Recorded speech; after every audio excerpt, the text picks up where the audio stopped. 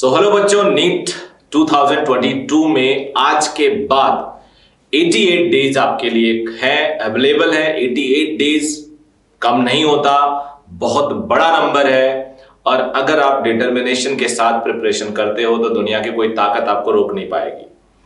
मैंने ये 89 डेज से सीरीज शुरू किया है। हर दिन 7 बजे शाम को वीडियो दूंगा आपको, और इस वीडियो में एक छोटा सा कॉन्सेप्ट कवर करूंगा। और आज का जो कॉन्सेप्ट है वो है न्यूटन्स लॉ ऑफ कूलिंग।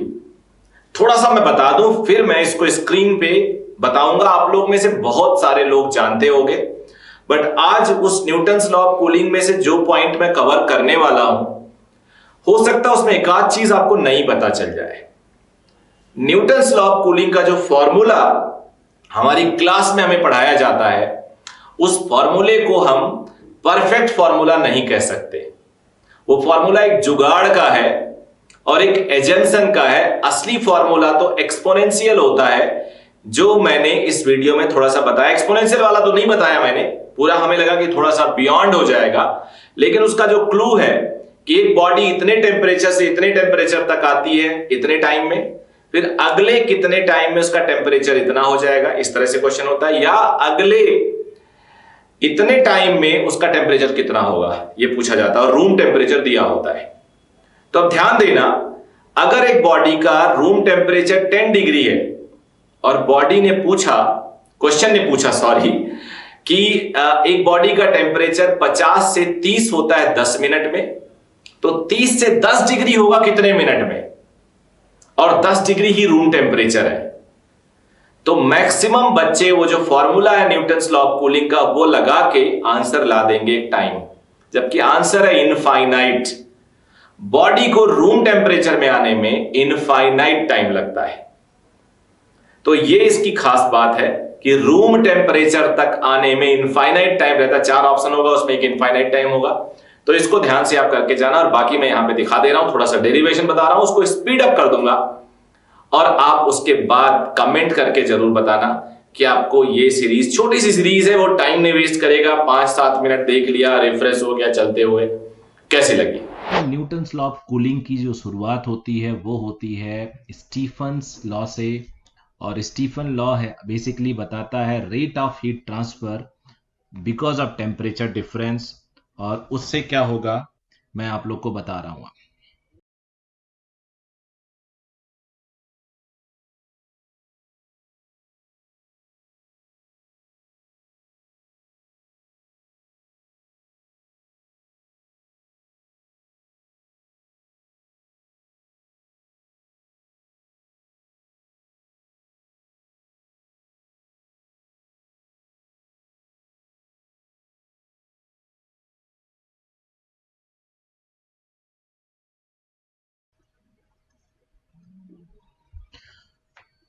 अब अगर बॉडी टेम्परेचर रूम टेम्परेचर से बहुत ज्यादा डिफर नहीं करता है,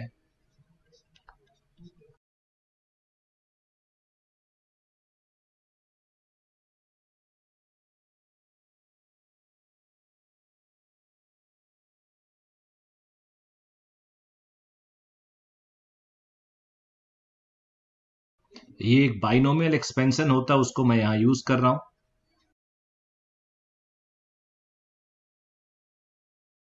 so you don't worry about this error, वो बाद में पता चल जाता है कभी कुछ अगर गलती हो जाए।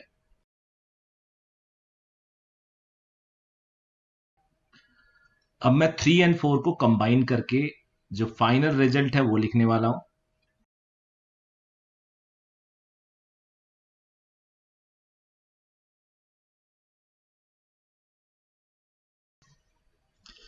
यहां पे काफी बच्चे रॉन्गली कंक्लूड कर लेते हैं, उन्हें लगता है कि rate of cooling is directly proportional to area of the body. Rate of cooling is directly proportional to the area of the body, जबकि एक रॉन्ग परसेप्शन है, बिकॉज मास जो नीचे लिखा हुआ है उसमें भी एरिया छुपा हुआ है। देखो कैसे, since mass is equal to density into volume, और वॉल्यूम में भी एरिया छुपा होता है मोस्ट ऑफ द टाइम। तो इसको बोलने से बढ़िया आपको बोलना चाहिए, आई एम सॉरी ये वी है,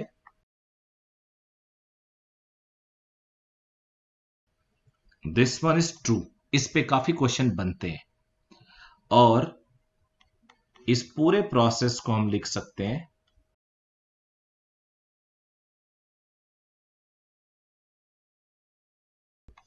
this is called Newton's laws of cooling. और ये पूरा का पूरा क्वेश्चन अगर सॉल्व करते हो तो इसका एक पूरा ग्राफ आता है। बॉडी टेम्परेचर T है, ये T0 room temperature, T1 initial temperature,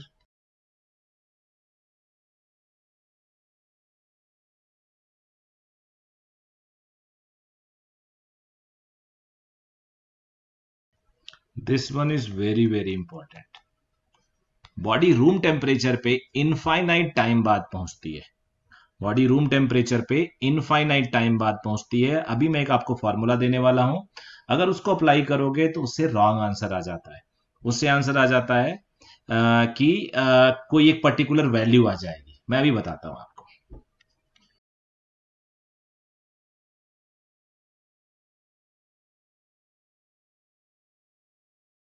इसको मैंने ऐसे कर लिया। अब मान लो एक सिचुएशन लेता हूं, एक बॉडी T1 थी, T इज इक्वल टू 0 पे, T2 हो गई T is equal to T पे, रूम टेम्परेचर T0 है तो माइनस dt होगा minus T2 minus T1, that is T1 minus T2।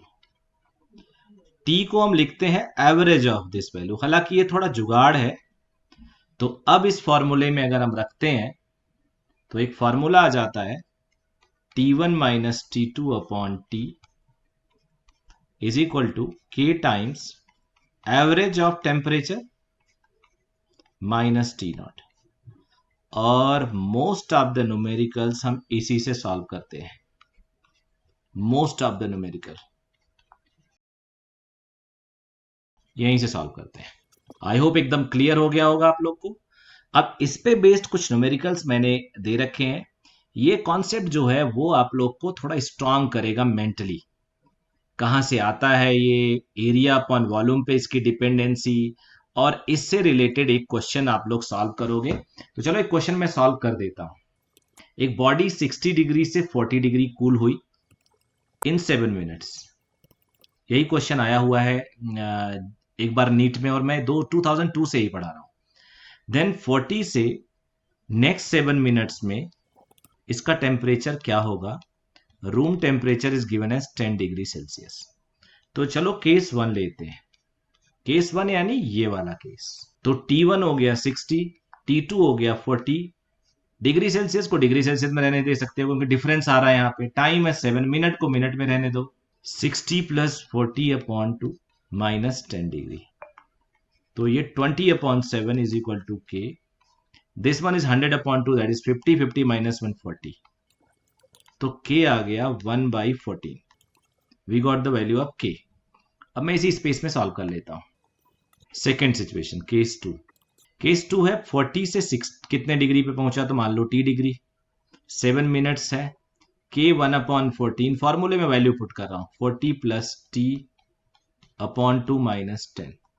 तो ये देखो 2 टाइम्स हो गया, क्रॉस मल्टीप्लाई करो, ये 20 प्लस T/2 माइनस 10, तो ये 10 हो गया, 10 इधर आया 70, 2T उधर गया प्लस हो गया 5T/2। So T is equal to 140 upon 5, that is 28 degree Celsius. This is the right answer. तो ये था आज का वीडियो। आई होप आपको अच्छा लगा होगा। So thank you very much, all the very best.